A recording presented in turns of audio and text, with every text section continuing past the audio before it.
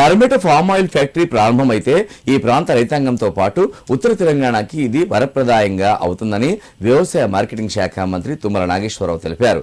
రాష్ట్ర మంత్రిగా బాధ్యతలు తీసుకున్న మొదటి రోజే నర్మెట ఆయిల్ ఫామ్ ఫ్యాక్టరీ నిర్మాణానికి సంబంధించిన సంతకం పెట్టానని, 1.5 సంవత్సరంలోనే ఫ్యాక్టరీ నిర్మాణం పూర్తి చేశామని చెప్పారు.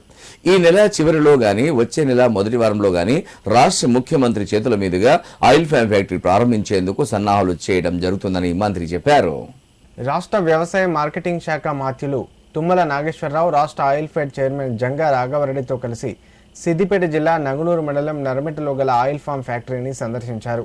ఈ నేపథ్యంలో ఫ్యాక్టరీ పనుల పురోగతిని ఆయిల్ ఫెడ్ అధికారులను అడిగి తెలుసుకున్నారు.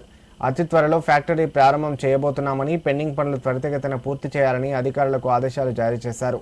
ఈ సందర్భంగా ఏర్పాటు చేసిన మీడియా సమావేశంలో మంత్రి తుమ్మల నాగేశ్వరరావు మాట్లాడారు. ఆయిల్ ఫామ్ ఫ్యాక్టరీలో చిన్న పనులు, క్లీనింగ్ పనులు తప్ప దాదాపు పనులన్నీ పూర్తయ్యాయని తెలిపారు.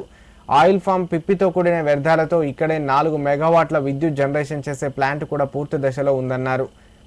పనులు మొత్తం పూర్తి కాగానే ఫ్యాక్టరీ ప్రారంభించడానికి ముఖ్యమంత్రి సమయం కోరుతామని, ఫ్యాక్టరీలోనే 3 రోజుల పాటు రైతు మేళా నిర్వహించి ఆయిల్ ఫామ్ పంటలకు సంబంధించిన స్టాళ్లను ఏర్పాటు చేసి వ్యవసాయ యాంత్రీకరణ, అధునాతన వ్యవసాయ పద్ధతులపై ప్రదర్శన మరియు శాస్త్రవేత్తలు, వ్యవసాయ అధికారులచే రైతులకు అవగాహన కార్యక్రమాలు నిర్వహిస్తామని చెప్పారు.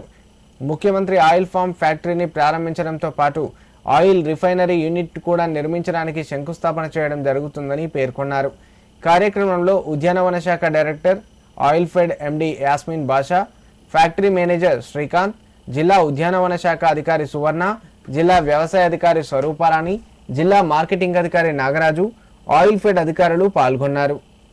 దాని తర్వాత దీని నిర్మాణం అనుకున్న సమయంలో పూర్తి కావాలని, ఎందుకంటే ఈ ప్రాంతంలో వేసినటువంటి తోటలో ఆ రోజుకి పంట వచ్చేసరికి ఫ్యాక్టరీ రెడీగా ఉండకపోతే రైతుల్లో అనుమానాలు రేకెత్తిస్తాయి.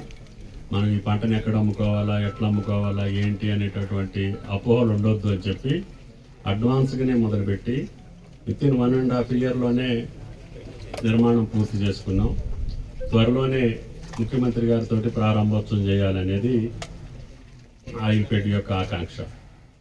అందుకని కార్యక్రమం యొక్క వివరాలు తెలుసుకొని ఫ్యాక్టరీ యొక్క స్థితిగతులు అన్నీ రెడీగా ఉంటే ముఖ్యమంత్రి గారిని డేట్ తీసుకొని వచ్చే నెలలో కానీ ఈ నెలలో కానీ, ఎందుకంటే సీజన్ మీకు ఏప్రిల్లో ఉంటుంది. ఏప్రిల్లో సీజన్ ముందు కాకముందే మనం ఈ ఫ్యాక్టరీని ఓపెన్ చేసుకొని తెలంగాణలో ఉన్న అన్ని జిల్లాల్లో ఇప్పుడు వేసిన పంటకు సరిపోని ఈ ఫ్యాక్టరీ ఉంది. అంటే మీరు ఇంకా కొన్ని లక్షల ఎకరాలు వేసినా కూడా దీన్ని ఎక్స్పాండ్ చేసుకుంటూ 120 మెట్రిక్ టన్స్ వరకు తీసుకెళ్ళవచ్చు. కాబట్టి తెలంగాణలో వేసినటువంటి ప్రైవేట్ కంపెనీలో ఉన్న ఫ్రూట్ను కూడా ఈ యొక్క ఫ్యాక్టరీయే అబ్జర్వ్ చేసుకుంటుంది. అందుకని మంచి టెక్నాలజీ తోటి ఓఈఆర్ ఎక్కువ వచ్చేటట్టుగా, పర్సెంటేజ్ ఎక్కువ వస్తే రేట్ ఎక్కువ వస్తుంది, రేట్ ఎక్కువ వస్తే రైతు బలపడతాడు. అందుకని నేను మంత్రి అయ్యే రోజు 12,000 చిల్లర ఉంది దీని ధర టన్ను. ఈరోజు 20,456 అయింది. ఆయిల్ ఫెడ్ అధికారులు కృషితోటి ఓఈఆర్ పెంచడం ద్వారా లేటెస్ట్ టెక్నాలజీని వాడి ఖమ్మం జిల్లాలో ఏర్పాటు చేసిన ఫ్యాక్టరీ యొక్క ఓఈఆర్ పర్సెంటేజే ఇప్పుడు భారతదేశం మొత్తానికి వర్తిస్తుంది. మన ధర ఎంత ఉంటే పక్క రాష్ట్రాల్లో కేరళ కానీ, కర్ణాటక, ఏపీ కానీ, దక్షిణ భారతదేశంలో ఉన్న రాష్ట్రాలన్నిటికీ మన ధరే వర్తించేటట్టుగా ఈరోజు ఆయిల్ ఫెడ్ ముందుకెళ్తా ఉంది. దీన్ని ఇంకా పెంచుకుంటూ పోవాలి. కేంద్ర ప్రభుత్వం పూర్తి స్థాయిలో సహకరించకపోయినా, ఎందుకంటే దీంట్లో ఇంపోర్ట్ డ్యూటీ ఉండేది ఇంతకుముందు. ఇతర దేశాల నుంచి క్రూడ్ ఆయిల్ మనం ఇంపోర్ట్ చేసుకుంటే 44% ఇంపోర్ట్ డ్యూటీ వేసేవాళ్ళు.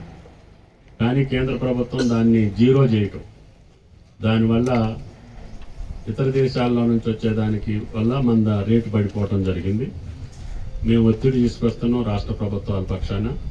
కేంద్రం ఇప్పటికీ 25% నుంచి మళ్ళీ 16% తగ్గించింది.